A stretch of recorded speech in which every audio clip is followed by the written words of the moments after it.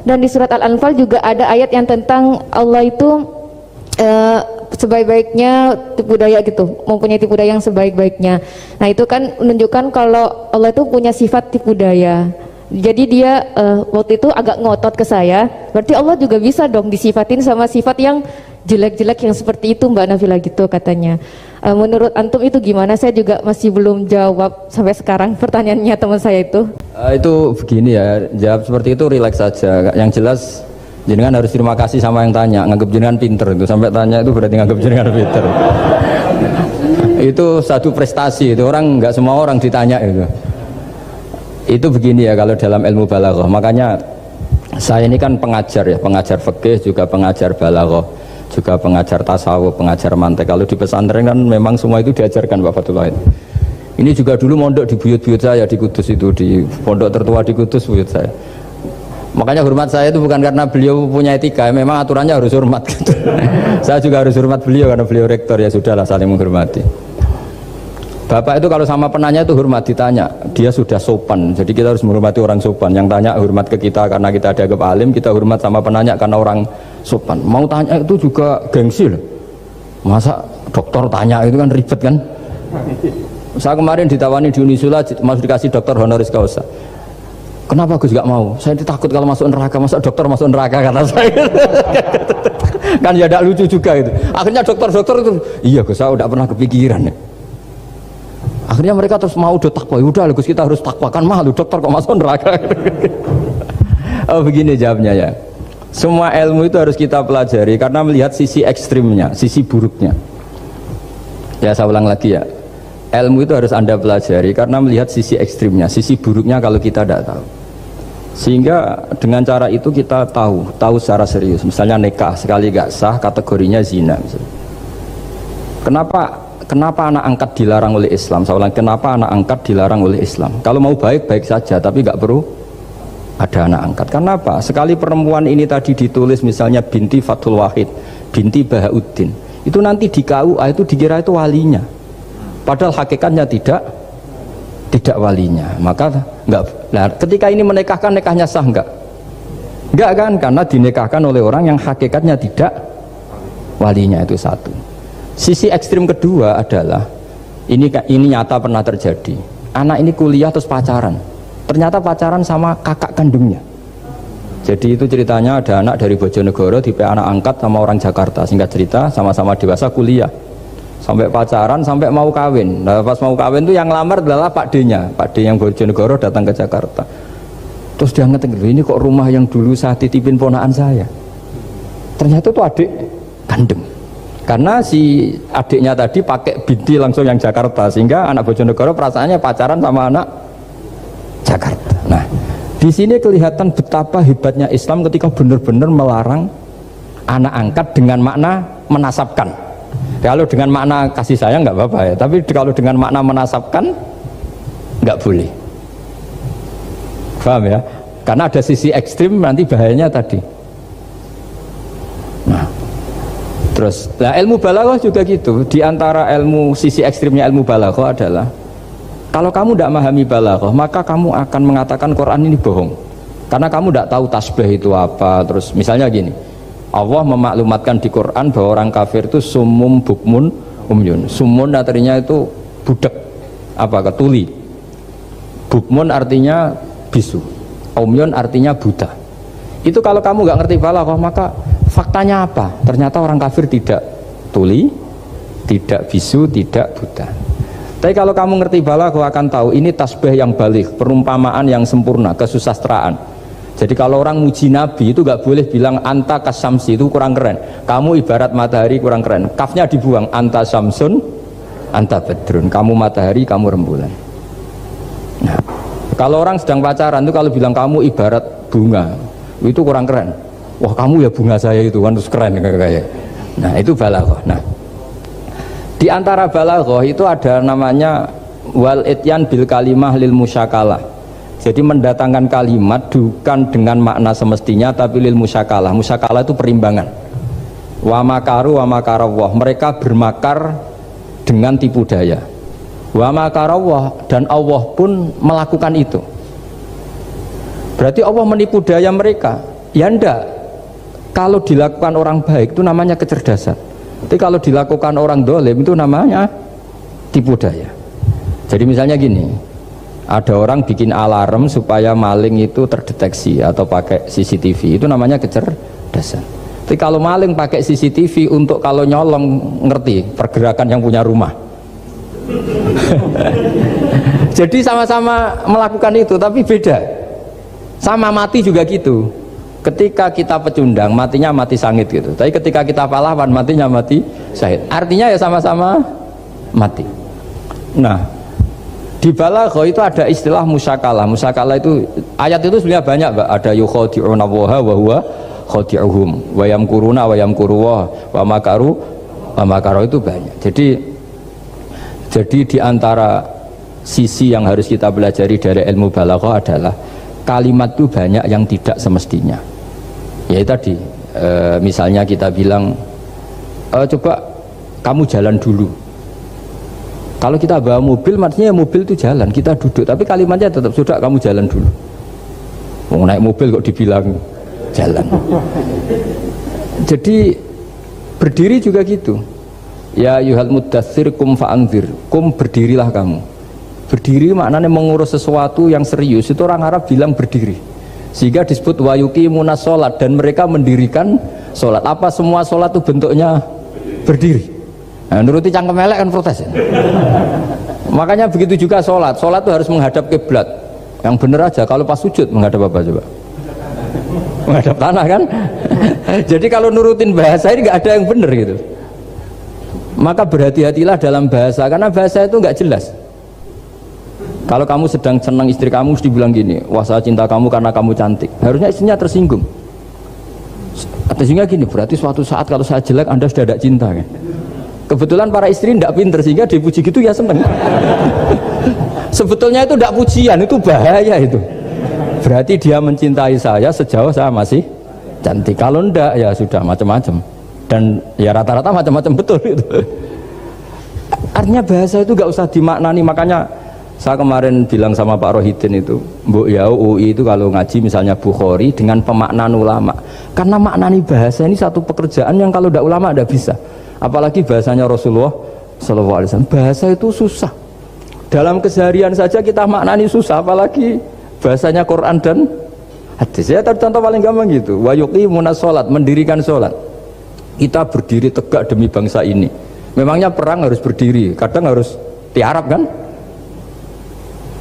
Jadi bahasa itu selalu sering kalau di balaghah disebut hakikat dan majas. Ada makna hakikat, ada makna, dan itu harus kita kaji. Kalau enggak ya fatal, memang hasilnya fatal. Kalau enggak ya. Makanya saya dulu ketika ngaji itu ya banyak santri yang agak kurang ajar betul. Sampai Sang Rajana gini Pak Khalim, Anda orang teknik pasti tahu. Gus, soft paling baik itu yang mana? Soft awal kata saya gitu. Baru agak baik kedua, ketiga. Ya kalau gitu gampang Gus, masjid tuh bikin selatan utara, semuanya soft jadi awal. Selagi bentuknya barat timur pasti ada dua tiga. Paksa mereka di soft awal dengan desain masjid selasa utara apa? Bukan panjang ya, selatan utara, sehingga semuanya di soft awal. Terus dia tanya lagi, lalu soft paling baik mana? Yang sisi kanannya imam kan itu urutannya. Ya sudah, imamnya letakkan paling selatan, sehingga semua makmum posisinya di kanan. Ya kalau itu ajuran Islam ya didesain sak bangunannya, ribet gitu. Coba kalau kamu jadi kiai ditanya gitu mangkel apa enggak? Wah ini kurang ajar betul orang ini. Selagi bangunannya memungkinkan soft 2, 3, pasti nanti ada soft 2 dan dipaksa saja, yaitu tadi bangunannya memanjang selatan utara, imamnya diletakkan paling selatan. Terus saya gantian tanya, lalu setelah begitu yang paling afdol siapa? Yang paling dekat? Ya sudah, imamnya kerubuti saja gitu. Itu, nah makanya yang sering perdebatan NU dan Muhammadiyah, dan itu kalau mau dianalisis secara ilmiah sebetulnya normal semua, karena teks hadis itu memang butuh pemaknaan. Nabi, saya beritahu ya, Nabi itu kalau habis sholat itu memang di semua teks itu akbala ali nabi wajih. Saya sering ketemu tokoh-tokoh Muhammadiyah ya baik-baik saja, ketemu tokoh NU ya baik-baik saja, karena ini masalah teks. Saya ulang lagi, karena Rasulullah sallallahu alaihi wasallam idan sorofa min sholatihi aqbala alaina biwajhi. Nabi setelah sholat itu menghadap ke musolli, ke makmum, kira-kira kalau Indonesia menghadap ke timur.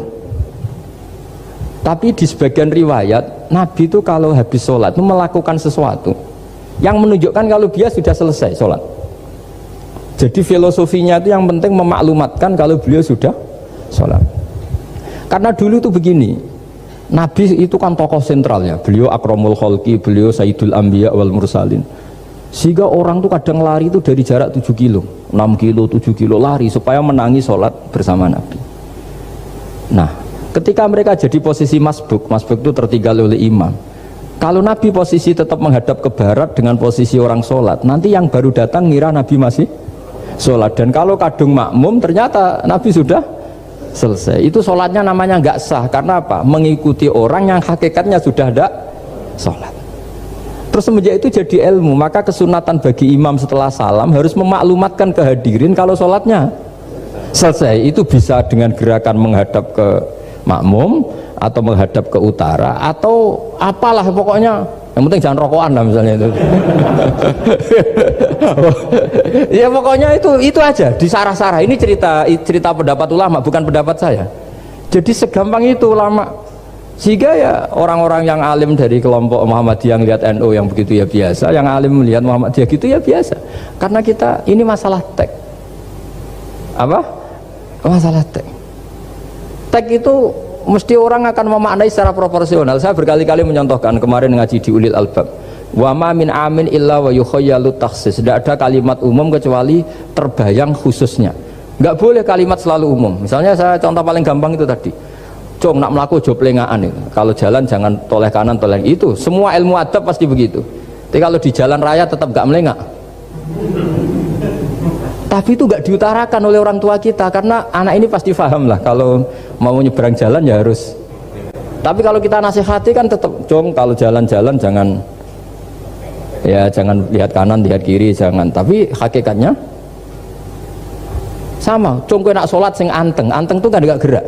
Wah ya gak sah lah, tapi gak rukuk gak sujud anteng aja. Ada ini cerita. Jadi kalimat itu sesuatu yang pemaknanya itu pasti proporsional gitu. Kalau kamu sholat dinasihati gimana? Sing anteng. Ya sholat kalau anteng sah nggak kira-kira? Nggak sah kan berarti gak rukuk gak sujud kan anteng aja dia. Ya sama, saya berkali-kali nyontohkan istri kamu kalau sedang baik dengan kamu, sudahlah Pak, kamu ingin apa saja tak dukung, bilangnya apa saja. Tapi kamu jawab, saya ingin poligami. Wah, perkara itu. Padahal bilangnya apa saja. Maksudnya kecuali itu kan gitu. Ya makanya ini cerita lah. Quran itu ada sekian kalimat yang maknanya itu proporsional. Seperti wa makaru. Jadi misalnya gini ya, contoh paling gampang yang populer. Nabi di Gua Thur. Gua Thur itu ya gua Arab ya. Kedalamannya enggak banget dalam. Terus Allah merekayasa itu dengan cara ada laba-laba yang masang jaringnya di situ, terus ada burung dara yang di situ. Itu ya disebut makruh, rekayasa Tuhan. Tapi orang pasti sepakat itu namanya kecerdasan. Karena orang kafir yang mengklaim dirinya cerdas, dirinya terlatih, dirinya ahli mendeteksi musuh, ternyata hanya ditipu seperti itu, nggak tahu. Nah karena ini pekerjaan kesalehan disebut kecerdasan. Apa disebut? Tapi andaikan sebaliknya nyuwun sewu, ada orang lari dari kejahatan terus merekayasa seperti itu disebut rekayasa karena bentuknya kejahatan. Jadi ada sesuatu yang sama tapi ketika dilakukan orang soleh itu baik karena nanti itu disebut kecerdasan. Kalau dilakukan orang dolim itu buruk karena itu disebut rekayasa. Ya kira-kira seperti itu. Baik, mohon izin satu lagi Ustaz dari komentar YouTube dari Bapak Kristiano Sulistianto. Gus, bagaimana dengan orang bodoh yang dijadikan sebagai pemimpin? Bagaimana dengan pertanggungjawabannya? Sekian Ustaz. Begini ya, kalau bodoh dengan makna kita ini kan biasa mengkaji Quran ya, terutama kita yang di pesantren, yang dosen VAI atau siapa saja yang nekuni ilmu Quran. Ada sisi manusia itu punya sifat permanen yang oleh Allah disebut wa kanal insanu dzaluman jahula. Manusia itu banget bodohnya kata Allah. Sudah banget bodohnya, banget dolimnya. Sehingga kita bilang bodoh itu sebenarnya bukan ngenyek ya. Ya memang manusia mau tidak mau harus bodoh lah. Teorinya gampang, yang perlu diketahui itu kan banyak. Toh kita harus dititipi ilmu hanya sedikit. Dari yang banyak tahu sedikit itu namanya apa coba? Bodoh kan? Jadi sifat bodoh itu tidak perlu kita hindari banget. Mbok kita sudah alim, sudah alama, sudah apalah, tetap ada saja yang kita tidak tahu kan. Lalu pertanyaannya, gimana kalau orang bodoh itu mimpin? Bodoh apa? Kalau bodoh tentang uang ya bagus. Makanya Nabi pernah ngendikan aksaru ahlil jannah al-bulhu. Nanti penduduk surga terbanyak itu orang-orang bodoh. Misalnya ada rektor, menteri, pejabat nggak pernah korupsi, itu teman-temannya bilang pinter apa bodoh? Teman yang kroni itu bilang apa? Bodoh kan? Oh punya kesempatan, oh tidak diambil, itu namanya bodoh. Tapi kalau malaikat bilang ini pinter gitu, karena bisa mengendalikan apa? Nafsu. Nah, makanya kalau pertanyaannya gimana hukumnya orang bodoh yang mimpin? Bodoh apa?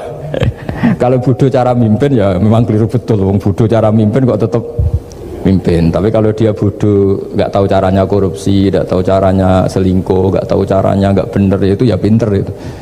Karena Nabi itu yang unik, kadang muji itu aksaru ahlil jannah al-bulhu, masyhur hadis itu. Kebanyakan penduduk surga itu orang-orang bodoh. Sampai Mbah Mun tuh kalau guyon ya lebih guyon dibanding jenengan. Kata Mbah Mun gini, aku itu saake suar wargane wong-wong bodoh, saake kenaan malaikat. Kan di surga itu orang akan dikasih sesuai keinginannya. Wong desa-desa itu taunya makan enak kan jadah, terus uduk gitu. Terus bayangkan cantik tuh ya orang ya kayak gitulah, orang desa rodok melek sidik ya cantik, terus bangir sidik ya cantik. Karena surganya memberi yang diinginkan, akhirnya menunya ya itu saja. Karena dia kan nggak pernah makan pizza, terus nggak pernah melihat orang cantik Pakistan, Turki, jadi seleranya ya itu. Jadi kata Pak Mun, mulane wong sing pengalaman, jadi kok surgane mewah. Itu kan bayangkan kamar mandi, mungkin ya kamar mandi di kampungnya kan itu udah bagus ini. Ya saya tidak tahu apa betul begitu apa enggak, ini guyon itu. Nah bodoh ya seperti itu. Jadi kalimat bodoh itu ada bodoh beneran, itu memang bener-bener bodoh. Tapi di beberapa ilmu tasawuf, bodoh itu kadang dipuji, yaitu tadi akbaru ahlil jannah al-bulhu. Kebanyakan penduduk surga itu orang bodoh, ya kayak kita. Kalau kita rektor atau menteri keuangan atau pejabat kok tidak korupsi, itu kata teman-teman KKN kita itu apa namanya? Bodoh kan, ada kesempatan kok nggak dimanfaatkan. Tapi kata orang-orang baik itu pinter. Pemimpin ya gitu Pak Rektor. Jadi saya merasakan jadi kiai, saya itu nggak suka mimpin karena sebetulnya takut kalau orang ini tidak mandiri. Semua kok tanya kiai, semua tanya. Ya kadang orang sangat percayanya kiai itu ngasih nama anaknya saja tanya kiai, padahal bisa baca kitab. Kadang ya dia doktor dari Al-Azhar. Ya kamu itu ngalim kok nama saja tanya kiai, apa memang kamu nggak bisa? Wah biar barokah Gus kalau nama dari jenengan, ribet kan? Ini kan ribet. Akhirnya saya tidak mau, barokahnya tidak mau, itu mereka mau memberi nama sendiri. Makanya kata bapak saya itu kalau ono imam masjid wis tuwek ngimami terus itu gak istiqomah hak jenenge, mau digenti. Jadi artinya kalau ada seorang imam masjid tuwek sudah batuk masih ngimami saja, di satu sisi itu pinter ya, dimana-mana kalau ada yang tua sama yang muda ya didahulukan yang tua. Tapi kalau pertanyaannya itu kalau di bab adab, tapi kalau nanti temanya regenerasi, ini tersangka enggak? Ya saya ulang lagi ya, ada imam tua sudah batuk-batuk, kalau temanya akhlak dibenarkan, di mana-mana kalau ada yang tua yang jadi imam ya tua. Tapi kalau temanya regenerasi, tersangka kan dia. Nah ini lainnya gimana ini kok enggak regenerasi? Artinya gini, makanya saya bilang kalimat bodoh beneran apa bodoh yang relatif nisbi. Jadi manusia itu seperti itu, makanya disebut wakanal insanu zaluman jahula. Di bab adab dia benar jadi imam, tapi kalau babnya regenerasi salah. Makanya kalau jadi pemimpin berkali-kali, makanya benar Indonesia dibatasin 2 periode. Harusnya kalau teori pengalaman, benar mana presiden ketiga sama kedua? Benar ketiga kan lebih punya pengalaman. Tapi kalau dibalik pakai teori regenerasi, memangnya orang Indonesia hanya dia tok yang bisa jadi presiden. Tapi kalau pertanyaannya, yang belum pernah jadi presiden sama yang pernah jadi presiden, kira-kira mimpinnya tahu mana? Ya kalau ya, manusia itu bisa dibolak-balik gitu. Makanya saya berkali-kali bilang agama yang urusan sosial itu tidak ada pakemnya. Gimana hukumnya orang soleh berteman orang fasik yang dugem yang apa? Buruk. Nggak boleh orang soleh berteman orang fasik, takutnya ketularan. Tapi kalau dibalik, boleh nggak orang soleh membina orang fasik? Boleh, bisa bina kalau berteman. Kamu bisa bina orang tanpa berteman? Nggak bisa. Tapi kalau pertanyaannya, boleh nggak orang baik berteman orang buruk? Nggak boleh kan? Takut terkontaminasi. Tapi kalau dibalik, boleh nggak orang baik membina orang buruk? Boleh, bisa bina kalau berteman. Boleh nggak berteman sama orang buruk? Jadi makanya di sini ini kalau sudah sosial itu ada muktadul hal namanya kalau dalam pesantren itu. Konteksnya apa? Apa? Konteksnya apa? Makanya sekarang ada Covid itu juga gitu. Wah ini enak copet itu. Polisi nggak boleh nangkap, jaga jarak pak. Jadi kalau nyopet ya sekarang, kalau maling sekarang. Kalau mau ditangkap saya positif.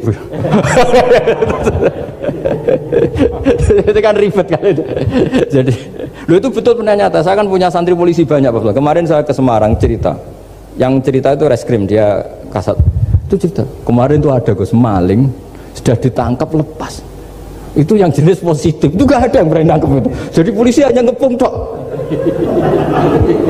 Bingung gitu. Polisi takut mabus itu orangnya. Dikepung, pokoknya kalau lari tembak sambil nunggu tim APD yang lengkap baru ditangkap. Ya saya kira dulu.